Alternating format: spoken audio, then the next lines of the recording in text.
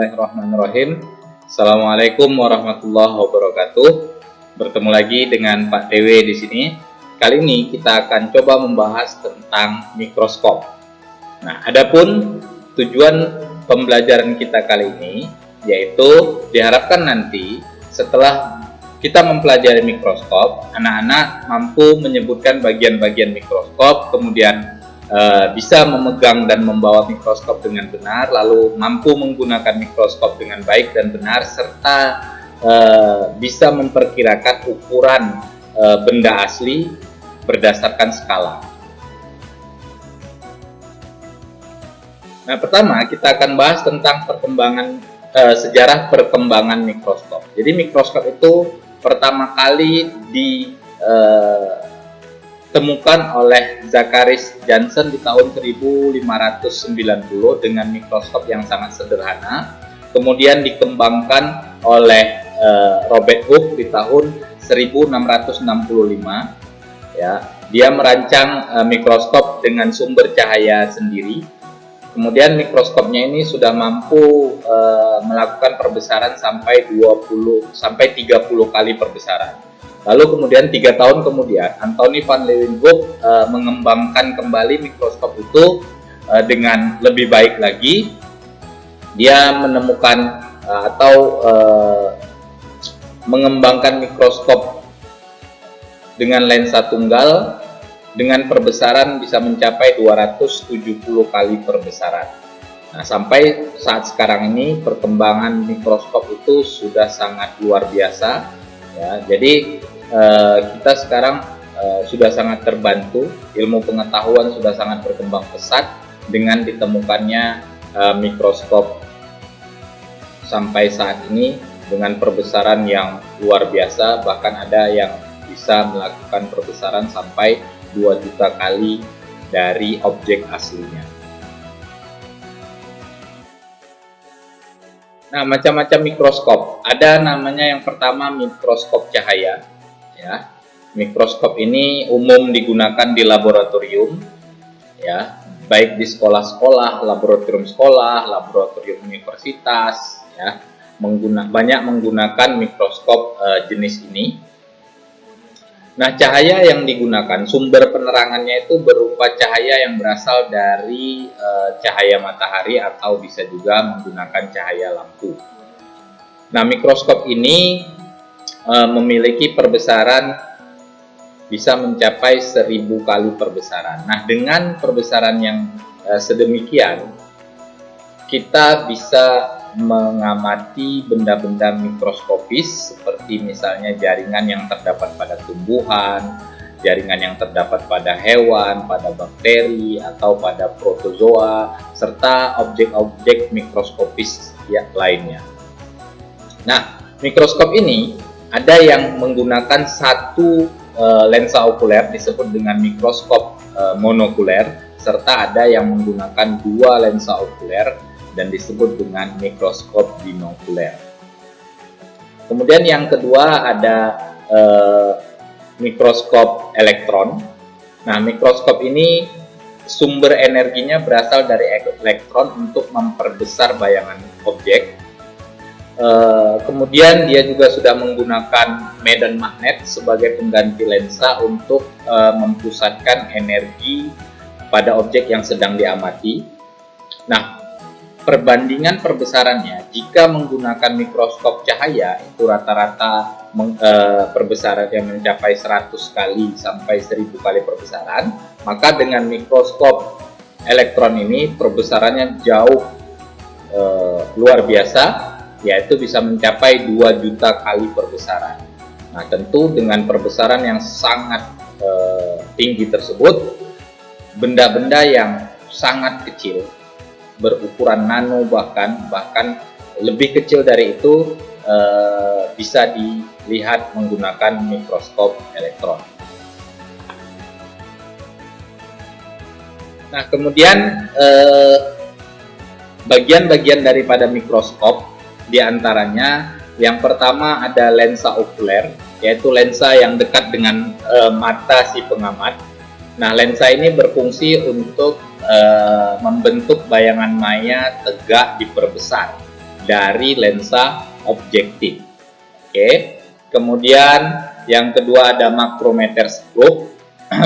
Nah, ini berupa pemutar kasar, yaitu bagian yang memiliki fungsi untuk menaik turunkan tabung mikroskop dengan cepat. Kemudian dibantu dengan yang makrometer lebih kecil lagi, namanya mikrometer, ya, mikrometer atau pemutar halus.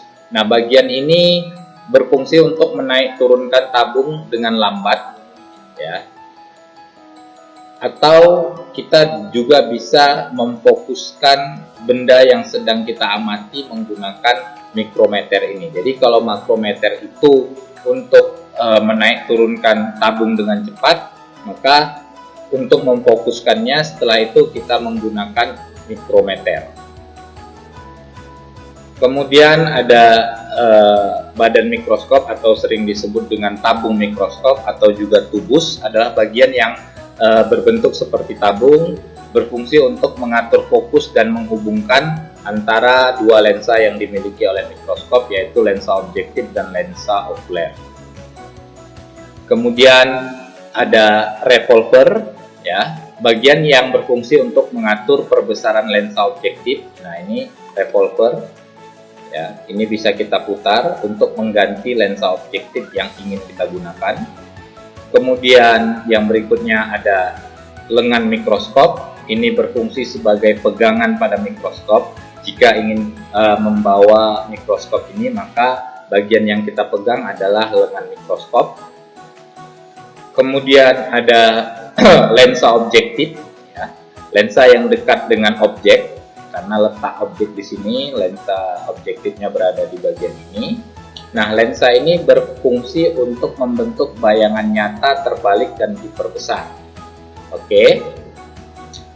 Selanjutnya ada meja objek, tempat kita meletakkan objek yang akan kita amati. Kemudian ada penjepit objek, ya, terletak di atas meja objek, ini penjepitnya, berfungsi untuk menetapkan objek sehingga objek tidak mudah bergeser. Lalu kemudian ada kondensor, ya, bagian mikroskop yang berfungsi mengumpulkan cahaya, berada di bagian bawah daripada meja objek ini. Kemudian terdapat juga cermin, ya, reflektor atau cermin, bagian yang berfungsi memantulkan cahaya dari cermin ke objek yang kita amati melewati lubang yang terdapat di meja objek ini. Oke. Nah, kalau kita menggunakan cermin, mikroskop yang menggunakan cermin itu adalah mikroskop sumber cahayanya adalah cahaya matahari, atau ada juga mikroskop cahaya yang tidak lagi menggunakan cermin tapi sudah menggantinya dengan lampu yang terletak di bagian sini. Kemudian ada kaki mikroskop. Nah, ini berfungsi untuk penyangga atau penopang mikroskop. Oke.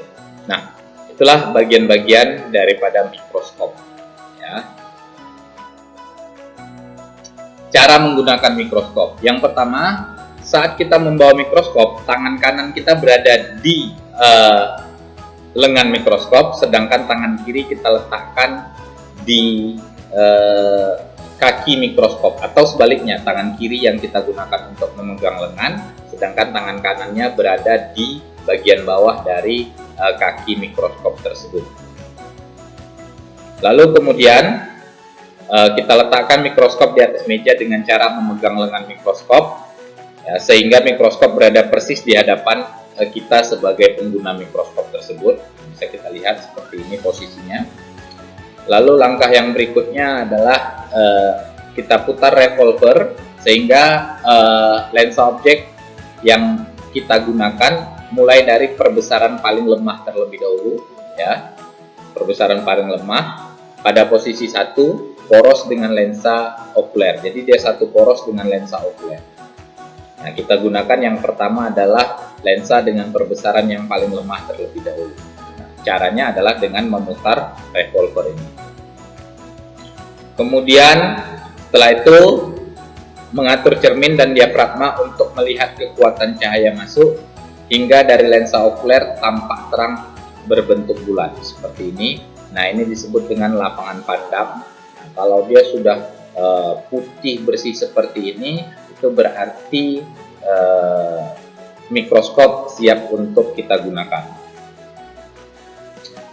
Kemudian tempatkan preparat ya, atau objek pada meja benda tepat pada lubang preparat. Jadi ada lubang tadi di meja objek, kemudian kita letakkan objek di atasnya ini. Oke, seperti ini posisinya kira-kira.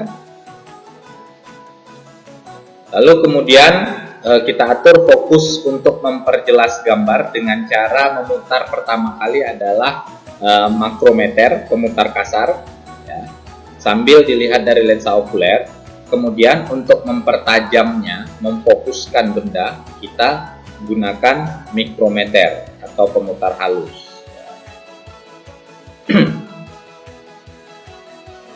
Nah, apabila bayangan objek sudah ditemukan, maka untuk memperbesar gantilah lensa objektif. Jadi lensa objektif itu bisa kita ganti menjadi perbesaran yang lebih kuat lagi dengan memutar revolver seperti ini.